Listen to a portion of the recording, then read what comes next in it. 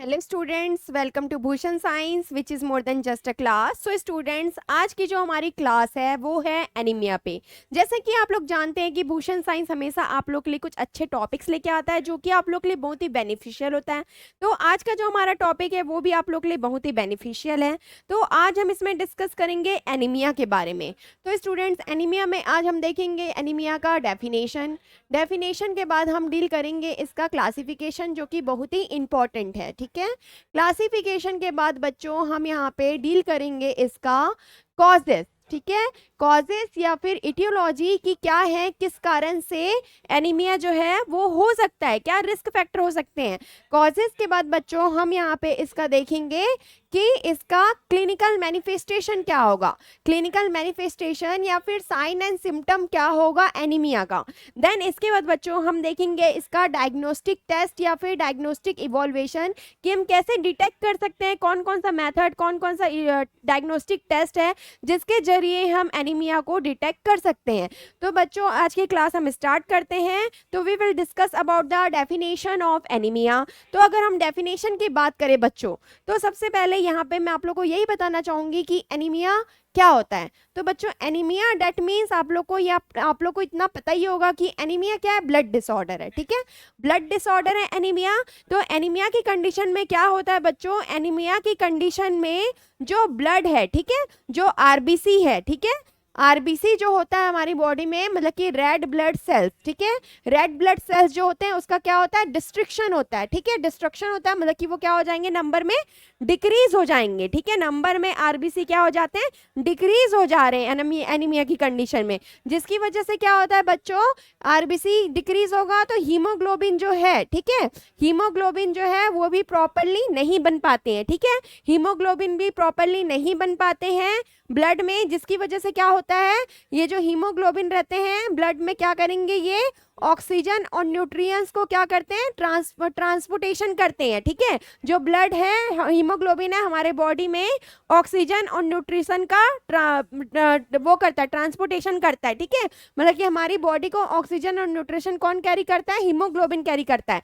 तो फिर क्या हो रहा है बच्चों, एनीमिया की कंडीशन में जब रेड ब्लड सेल का डिस्ट्रक्शन होगा तो ये जब इनका नंबर ऑफ आरबीसी कम हो जाएंगे उसकी वजह से इसका इफेक्ट पड़ेगा, हीमोग्लोबिन भी नहीं बन पाएगा, जिसकी वजह से किस में असर पड़ेगा, ऑक्सीजन और न्यूट्रिएंट्स जो है वो प्रॉपरली हमारे बॉडी को नहीं मिल पाते हैं। ठीक है, तो ये एनीमिया की कंडीशन होती है। तो डेफिनेशन में भी यही बताया गया है कि anaemia is a condition characterised by the deficiency of red blood cells. जो रेड ब्लड सेल्स हैं उनकी क्या हो जा रही है, डेफिशिएंसी हो जा रही है, वो कम हो जा रहे हैं, और हीमोग्लोबिन इन द ब्लड, ठीक है, हीमोग्लोबिन कम हो जा रहे हैं ब्लड में, उसकी वजह से क्या हो रहा है, यहाँ पे रिड्यूस हो जा रही है एबिलिटी, किसकी एबिलिटी, ब्लड की एबिलिटी कि वो कैरी कर पाए ऑक्सीजन को, ऑक्सीजन और न्यूट्रिएंट्स को बॉडी में, और बॉडी के टिश्यू में ये ऑक्सीजन और न्यूट्रिएंट्स नहीं पहुंचा पाएंगे। ठीक है, जिसकी वजह से हमें सिम्टम्स दिखाई देंगे। कौन कौन से सिम्टम्स दिखाई देंगे, फटीग, पेशेंट मतलब कि जो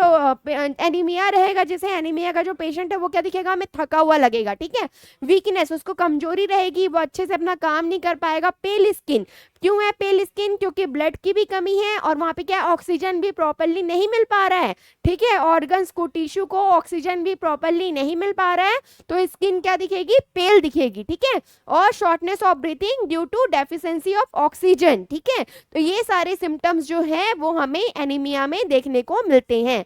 ओके, अब हम बच्चों यहाँ पे कॉजेस की बात करें, डेट मीन्स अगर हम एनीमिया के इटियोलॉजी या फिर कॉजेस, मतलब कि एनीमिया किस कारण से होता है उसकी बात करें। ठीक है, तो यहाँ पे जो बच्चों इसका कॉजेस है वो यहाँ पे 3 पार्ट्स में डिवाइड किया गया है। ठीक है, ये 3 पार्ट्स में हम देखेंगे कि क्या क्या कॉजेस हो सकते हैं या फिर रिस्क फैक्टर हो सकते हैं एनीमिया के लिए। तो इन कॉजेस में बच्चों जो फर्स्ट है वो क्या है, हमारा न्यूट्रिशनल डेफिशिएंसी। ठीक है, फर्स्ट क्या है हमारा, न्यूट्रिशनल डेफिशिएंसी, सेकंड है ब्लड लॉस, और थर्ड है increase red blood sales, RBC और डिस्ट्रिक्शन जिसको बोले हिमोलाइसिस। ठीक है, तो इसमें हम बच्चों सबसे पहले न्यूट्रिशनल डेफिशिएंसी हम डिस्कस करते हैं। तो न्यूट्रिशनल डेफिशिएंसी ये हमें नाम से ही क्लियर हो रहा है।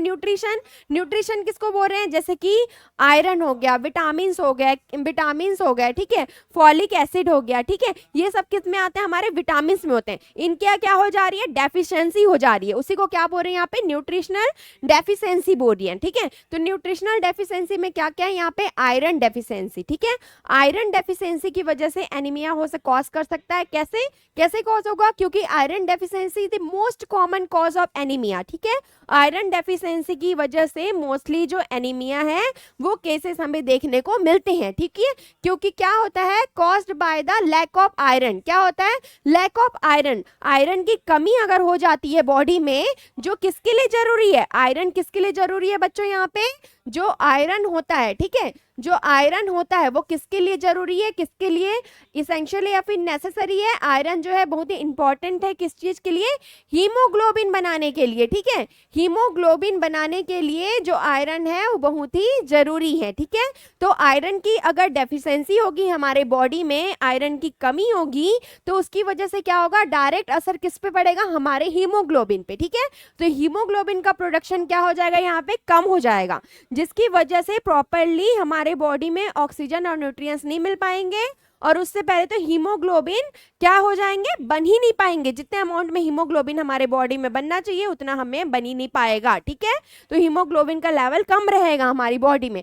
तो आयरन क्या है, आयरन की डेफिशिएंसी कॉज कर सकती है एनीमिया। ठीक है, ये मोस्ट कॉमन कॉज होता है। ओके, देन अब नेक्स्ट है यहाँ पे विटामिन B12 डेफिशिएंसी। अब हम देखेंगे विटामिन B12 कैसे कॉज कर सकता है। तो विटामिन B12 की डेफिशिएंसी से ऐसी एनीमिया कैसे कॉज होगा बच्चों, क्योंकि इनसफिशिएंट विटामिन B12। ठीक है, अगर इनसफिशिएंट रहेगा विटामिन B12 तो क्या करेगा, वो impair red blood cell production. ठीक है, अब यहाँ पे क्या बोल रहा है बच्चों कि जो विटामिन B12 है, ठीक है, यहाँ पे बोला जा रहा है जो विटामिन B12 है वो क्या कर रहा है, वो हेल्प किस में कर रहा है, वो हेल्प कर रहा है रेड ब्लड सेल्स के प्रोडक्शन में, मतलब कि आरबीसी, रेड ब्लड सेल्स के प्रोडक्शन में कौन हेल्प कर रहा है, विटामिन B12। ठीक है, तो विटामिन B12 हेल्प कर रहा है।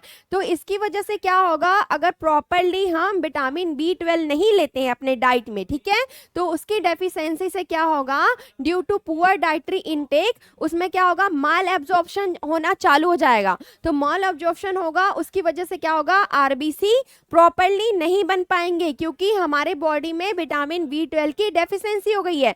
तो उसकी वजह से कौन सा एनीमिया कॉज होता है, पर्नीशियस एनीमिया जो है वो वहां पे कॉज हो सकता है विटामिन B12 की डेफिशिएंसी से। ओके, देन नेक्स्ट क्या है बच्चों, यहाँ पे न्यूट्रिशनल डेफिशिएंसी में नेक्स्ट है हमारा फॉलिक एसिड डेफिशिएंसी। ठीक है, अब फॉलिक एसिड आप सबको पता है। तो फॉलिक एसिड क्या होता है, बहुत ही जरूरी होता है, किस चीज के लिए, रेड ब्लड सेल्स के प्रोडक्शन के लिए। ठीक है, फॉलिक एसिड क्या है यहाँ पे, फॉलिक एसिड बहुत ही जरूरी है रेड ब्लड सेल्स के प्रोडक्शन के लिए।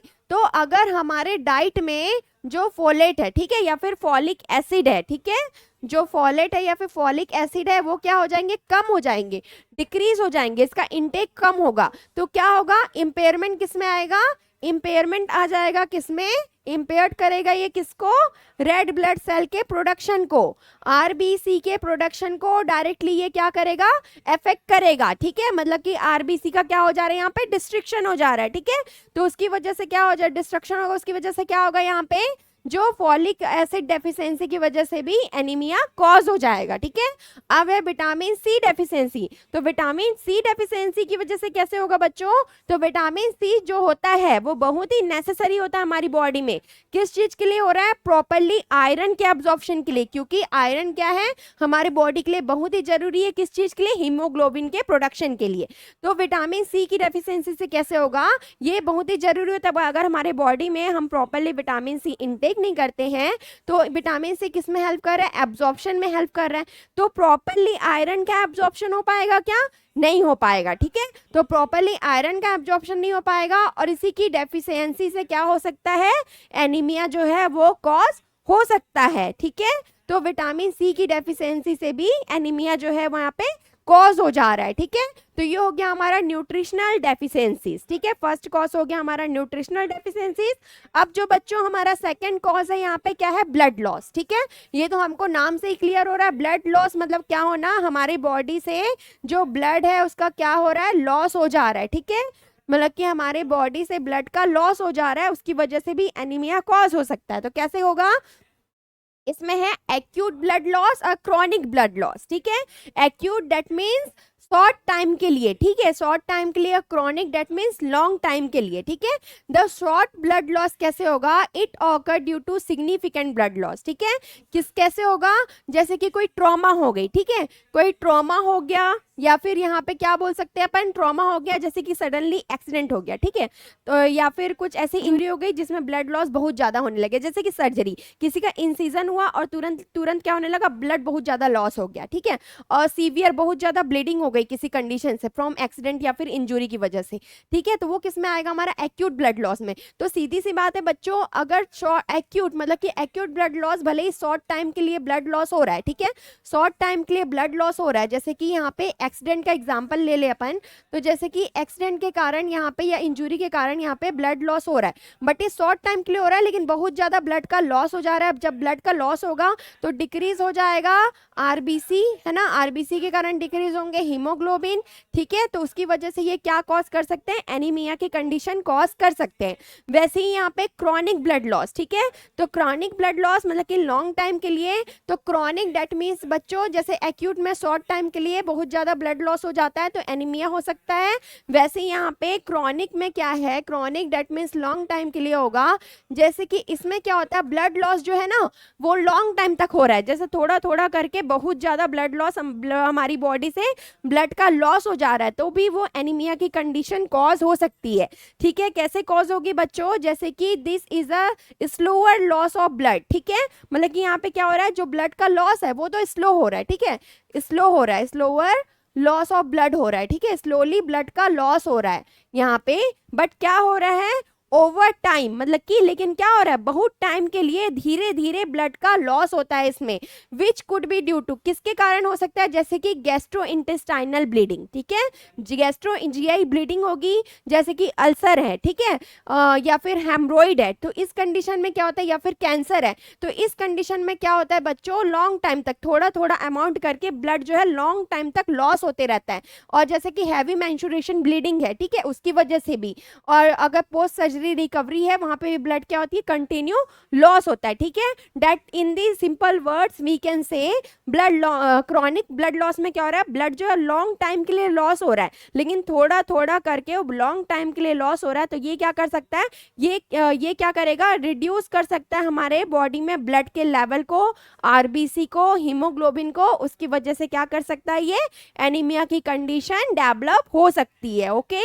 और थर्ड क्या कॉज है बच्चों हमारा, increase red blood cell destruction, ठीक है, इंक्रीज हो जा रहा है रेड ब्लड सेल का डिस्ट्रक्शन, तो इसमें क्या होगा, जिसको क्या बोल रहे हैं, हीमोलाइसिस बोल रहे हैं, ठीक है, उसको हम बोल रहे हैं हीमोलाइसिस। तो इसमें कैसे होगा, इसका डिस्ट्रक्शन कैसे होगा बच्चों, तो इसमें क्या है, हीमोलाइटिक एनीमिया, इसमें कौन कौन सा एनीमिया है, हीमोलाइटिक एनीमिया। तो haemolytic anaemia in this condition, haemolytic anaemia, तो इस कंडीशन में क्या होता है बच्चों, जो रेड ब्लड सेल्स है वो डिस्ट्रॉय होते हैं फास्टर देन दे प्रोड्यूस, ठीक है, मतलब कि इसमें क्या हो रहा है, इसमें क्या हो रहा है, जैसे कि रेड ब्लड सेल का लाइफ साइकिल रहता है 120 डेज, ठीक है, 120 डेज जो रेड ब्लड सेल्स हैं हमारे बॉडी में रहते हैं, फिर उसके बाद वो डिस्ट्रॉय हो जाते हैं और न्यू आरबीसी हमारे बॉडी में बनते हैं, ठीक है। लेकिन इसमें क्या हो रहा है बच्चों, हीमोलाइटिक एनीमिया ये कंडीशन है जिसमें रेड ब्लड सेल्स डिस्ट्रॉय हो रहे हैं, मतलब कि 120 दिन से कम में, बहुत ही कम दिनों में क्या हो जा रही है, डिस्ट्रॉय हो जा रहे हैं और प्रॉपरली टाइम पे बन नहीं पा रहे हैं, ठीक है,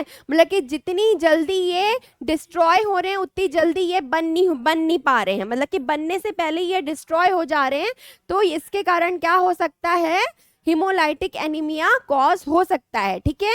उसके बाद है इसमें sickle cell anaemia. Sickle cell anaemia में क्या होगा बच्चों, सिकल सेल एनीमिया क्या होता है, एक जेनेटिक डिसऑर्डर होता है, ठीक है, सिकल सेल एनीमिया क्या है, एक जेनेटिक डिसऑर्डर है, जैसे कि पेरेंट्स में या फैमिली हिस्ट्री में क्या है, सिकल सेल एनीमिया था किसी को, ठीक है, जैसे कि जैसे कोई बच्चा है उसकी बेबी की मम्मी को क्या था, एनीमिया था, तो ये कभी कभी ये केसेस में ये होता है कि जो एनीमिया वो बेबी में भी हो सकता है, ठीक है।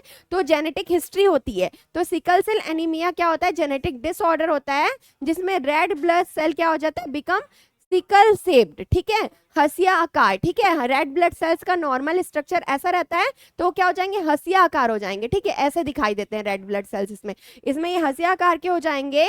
तो इसमें क्या होता है, एक जेनेटिक डिसऑर्डर होता है जो क्या कॉज करता है, red blood cell become sickle shaped और क्या हो जाते हैं, ब्रेक डाउन हो जाते हैं, ठीक है। ये क्या हो जा रहे हैं, ब्रेक डाउन हो जा रहे हैं, टूट जा रहे हैं, ठीक है। मतलब कि ये प्रॉपरली बन ही नहीं पा रहे हैं, जो बन रहे हैं वो एबनॉर्मल साइज में बन रहे हैं, ठीक है। फिर है यहाँ पे thalassaemia. Thalassaemia is also blood disorder बच्चों, तो ये भी एक जेनेटिक कंडीशन होता है, ठीक है। थैलेसीमिया भी क्या, एक जेनेटिक कंडीशन है। ये सारे फैक्टर्स जो है क्या कर रहे हैं, डिक्रीज कर रहे हैं किसके, डिस्ट्रक्शन कर रहे हैं किसमें, रेड ब्लड सेल्स में, ठीक है। तो इसमें क्या हो रहा है बच्चों, थैलेसीमिया में ये भी जेनेटिक डिसऑर्डर होगा। इसमें क्या बनेंगे, एबनॉर्मल हीमोग्लोबिन बनते हैं, ठीक है। एक जेनेटिक कंडीशन होता है, इस कंडीशन में एबनॉर्मल हीमोग्लोबिन बनते हैं जो क्या कॉज कर सकते हैं, pre mature red blood sales का डिस्ट्रक्शन कर सकते हैं, ठीक है। मतलब कि प्री मैच्योर बना ही नहीं रहता आरबीसी अच्छे से और उसका क्या हो जाता है, वो डिस्ट्रॉय हो जाते हैं, ठीक है।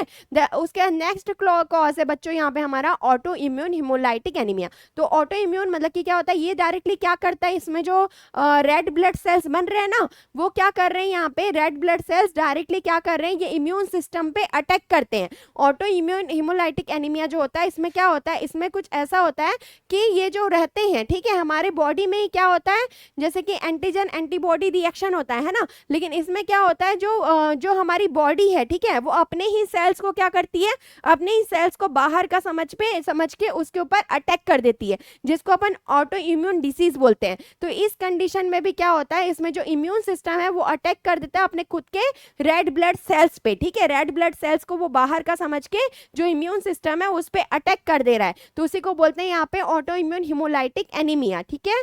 देन उसके बाद फिर इसमें कुछ इन्फेक्शन, जैसे कि कुछ इन्फेक्शन है जैसे कि मलेरिया हो गया, सेप्सिस हो गया, ये भी क्या करते हैं, डिस्ट्रॉय करते हैं रेड ब्लड सेल्स को। और कुछ मेडिसिन हो गए, जैसे कि कुछ मेडिसिन भी क्या कर सकते हैं, जैसे कि एंटीबायोटिक, कुछ एंटीबायोटिक हो गए या फिर कीमोथेरेपी ड्रग्स हो गए, ये भी क्या करते हैं, ये भी रेड ब्लड सेल्स के प्रोडक्शन को रोकते हैं, ठीक है। तो ये हो गया हमारा increase red blood cell destruction, मतलब कि रेड ब्लड सेल का डिस्ट्रक्शन क्या हो जा रहा है, बढ़ जा रहा है, उसकी वजह से जो हीमोग्लोबिन है वो भी प्रॉपरली बन नहीं पा रहा है हमारी बॉडी में। तो ये क्या हो गया, कॉज कर रहा है एनीमिया, ठीक है। तो ये हमारा कॉजेस कंप्लीट हो गया बच्चों। इसके बाद अब हम देखेंगे यहाँ पे क्लासिफिकेशन ऑफ एनीमिया, कि एनीमिया कितने टाइप्स के होते हैं, क्या क्या इसका क्लासिफिकेशन है।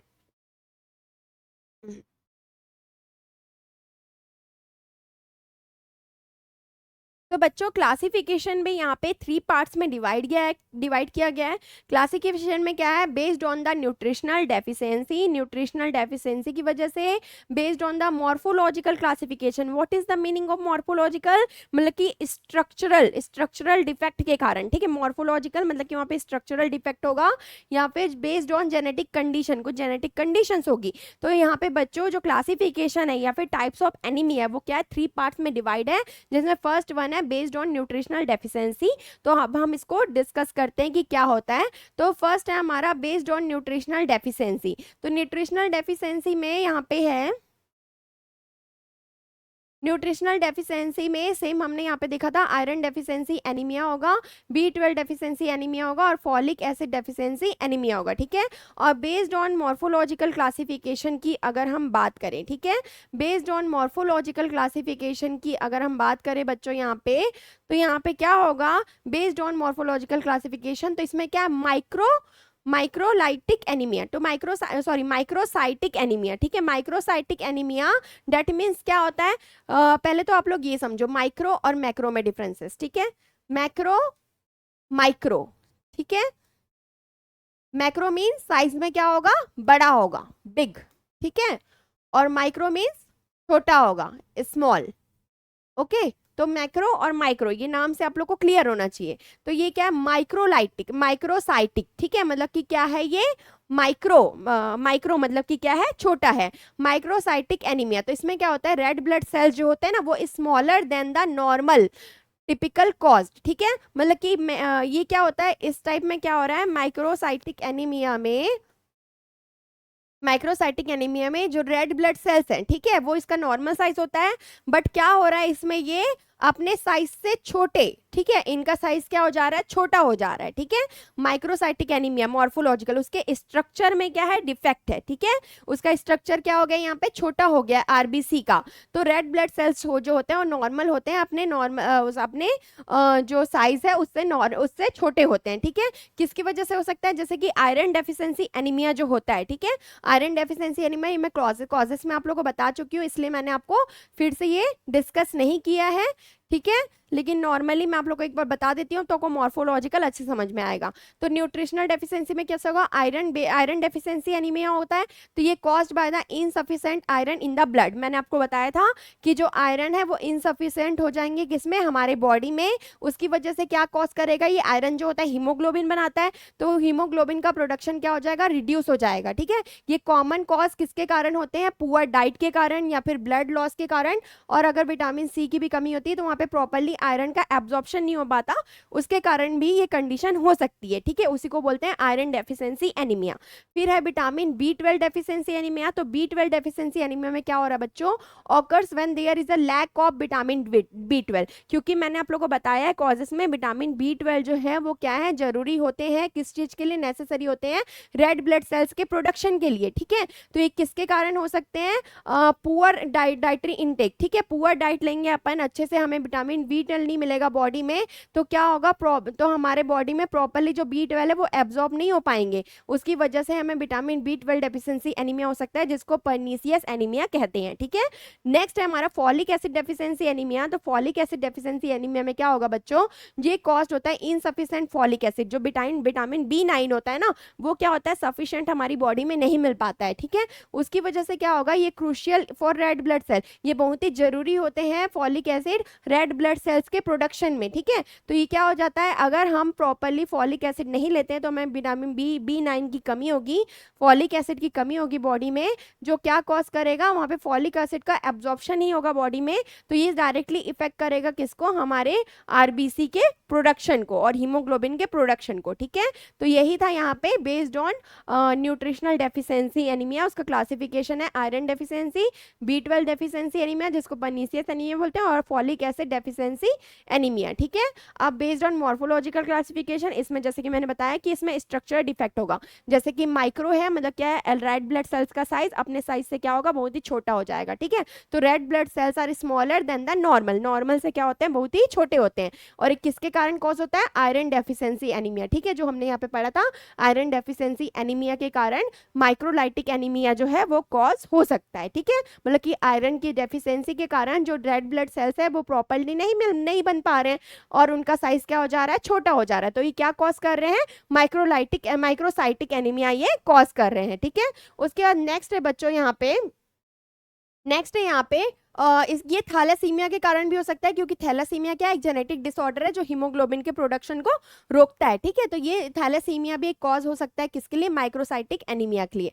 देन है नॉर्मोसाइटिक एनीमिया। नॉर्मोसाइटिक एनीमिया में क्या होता है बच्चों, जो रेड ब्लड सेल्स है वो नॉर्मल साइज होता है, ठीक है। नॉर्मोसाइटिक में क्या है, रेड ब्लड के साइज में इसका जो साइज है वो तो नॉर्मल है रेड ब्लड सेल्स का, बट यहाँ पे क्या हो रहा है, but reduced in number, but ये क्या होंगे, रिड्यूस हो जाएंगे, आरबीसी क्या हो जाएंगे, रिड्यूस्ड हो जाएंगे नंबर में, वो क्या होगा, नॉर्मोसाइटिक, ठीक है। ये अपने नाम से क्लियर हो रहा है बच्चों। माइक्रो में क्या हो जा रहा है, रेड ब्लड सेल्स अपने साइज से छोटा हो जा रहा है। नॉर्मोसाइटिक में क्या होता है, उसका साइज में तो कोई इफेक्ट नहीं पड़ता, वो साइज में ही रहते हैं अपने प्रॉपर साइज में, बट यहाँ पे क्या हो जा रहा है, जो नंबर्स ऑफ आरबीसी है वो कम हो जा रहे हैं, ठीक है, आरबीसी का प्रोडक्शन है वो कम हो जा रहा है नंबर्स में, ठीक है। फिर कॉजेस इंक्लूड, तो इसमें है कॉजेस इंक्लूड किसके कारण हो सकता है ये, तो जैसे कि एनीमिया ऑफ क्रॉनिक डिसीज, ठीक है, जैसे कि कोई क्रॉनिक डिसीज है, क्रॉनिक इन्फेक्शन है, कैंसर है, किडनी डिसीज है, एक्यूट ब्लड लॉस है, कोई ट्रॉमा है, सर्जरी है जिसके कारण ब्लड लॉस हो गया है, तो ये सब क्या कर सकते हैं, ये सब माइक्रोसाइटिक और नॉर्मोलाइटिक एनीमिया को कॉज कर सकते हैं, ठीक है। उसके बाद है हमारा macrocytic anaemia. Macro that means नाम से क्लियर है, मैक्रो मतलब क्या, बड़ा, मतलब कि इस कंडीशन में हमें नाम से क्लियर है बच्चों, इसमें जो आरबीसी क्या होगा, अपने साइज से बड़ा होगा, उसी को क्या बोल रहे हैं, macrocytic erythrocytic anaemia, red blood cells are larger than normal, वो अपने नॉर्मल साइज से जो रेड ब्लड सेल्स होते हैं वो उससे बड़े होंगे, ठीक है। और ये किसके कारण होते हैं, विटामिन बी 12 की डेफिशिएंसी से, ठीक है। विटामिन बी 12 की डेफिशिएंसी से हो रहे हैं, मतलब कि one type of pernicious anaemia होता है, और फॉलिक एसिड की डेफिशिएंसी से भी होते हैं। और जैसे ही इसका और कॉज क्या हो सकता है, अगर एल्कोहलिज्म लिवर, मतलब कि बहुत ज्यादा एल्कोहल के कारण क्या होता है, लीवर डैमेज होता है, तो वो क्या कर सकता है, ये कंडीशन जो है वो कॉज कर सकता है, ठीक है। देन उसके बाद क्या है बच्चों, हमारा नेक्स्ट डेफिनेशन है बेस्ड ऑन जेनेटिक कंडीशन। तो जेनेटिक कंडीशन कैसे कॉज कर सकती है बच्चों, यहाँ पे जेनेटिक कंडीशंस में फर्स्ट है हमारा सिकल सेल एनीमिया, ठीक है।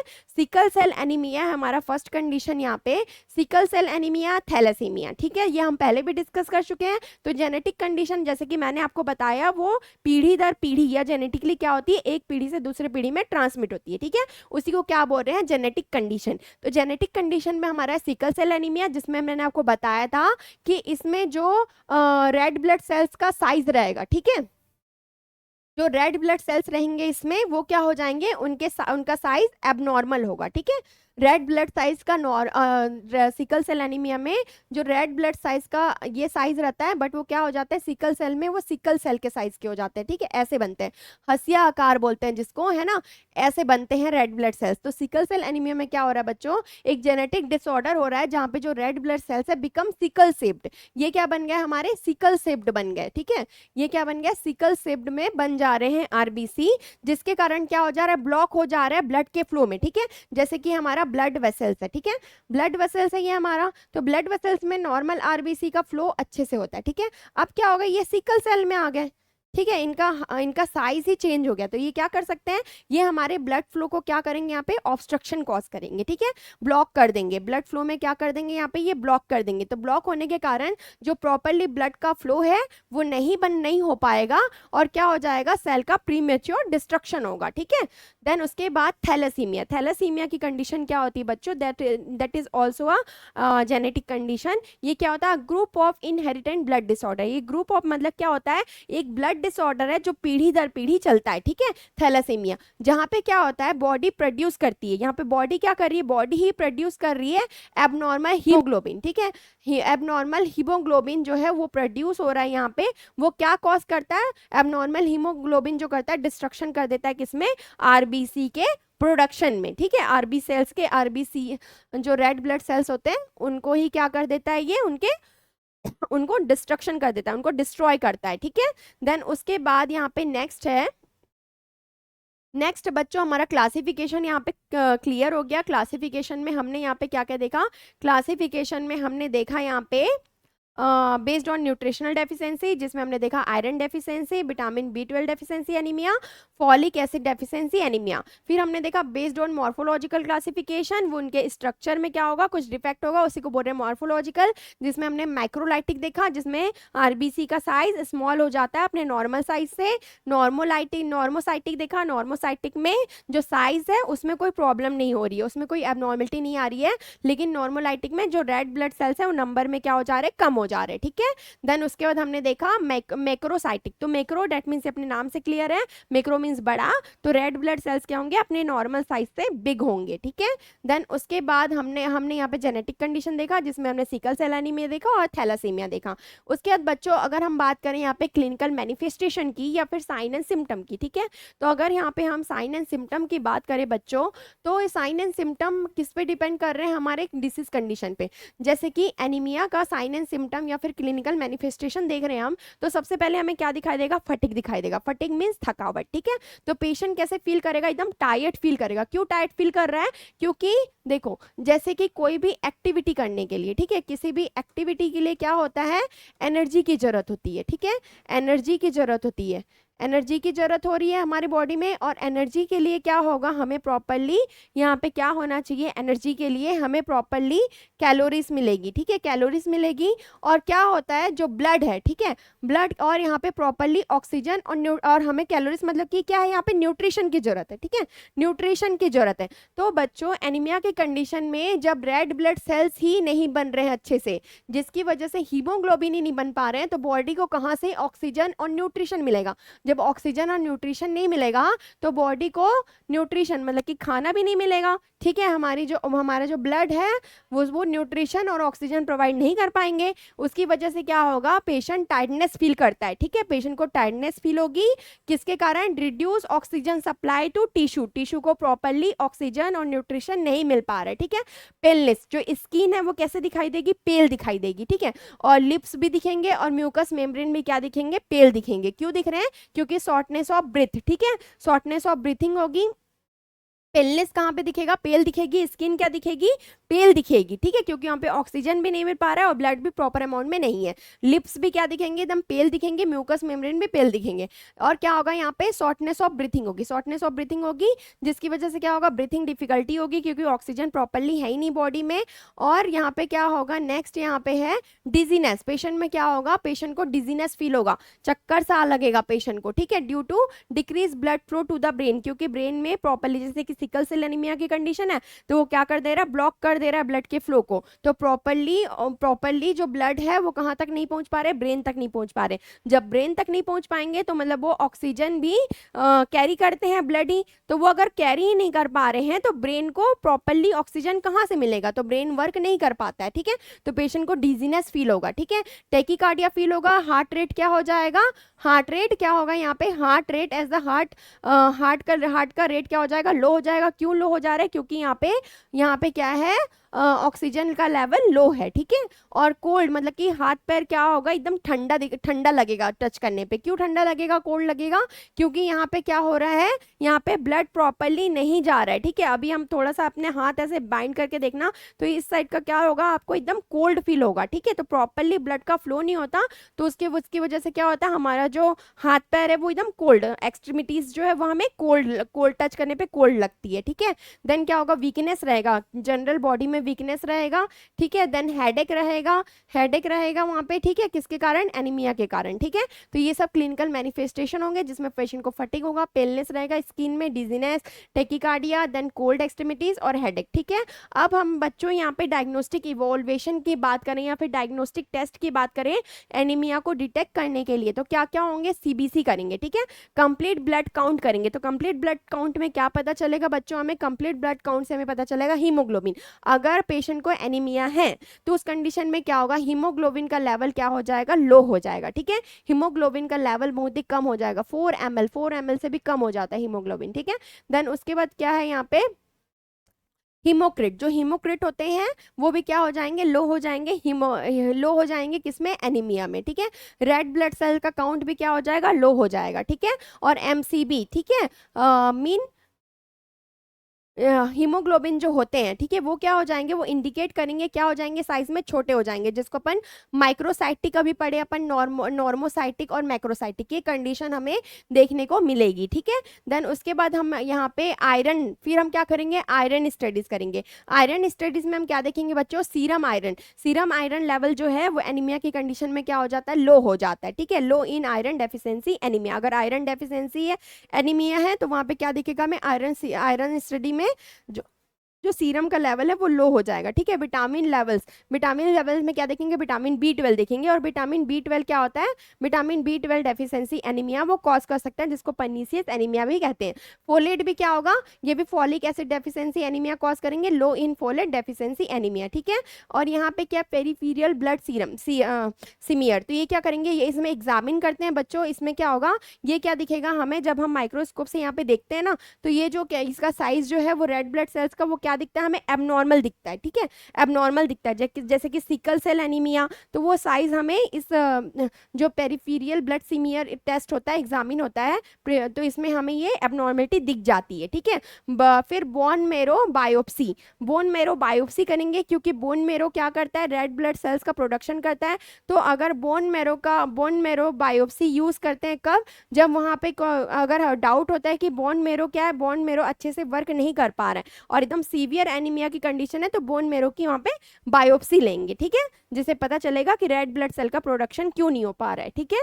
तो ये सारा क्या होगा, हमारा diagnostic test for the detection of the anaemia, ठीक है। ओके स्टूडेंट्स, आई होप आज की क्लास जो है आप लोग को अच्छे समझ में आई होगी और आप अब अच्छे अपने ओन वर्ड्स में एनीमिया जो है वो अच्छे से बता पाएंगे। Okay, thank you students.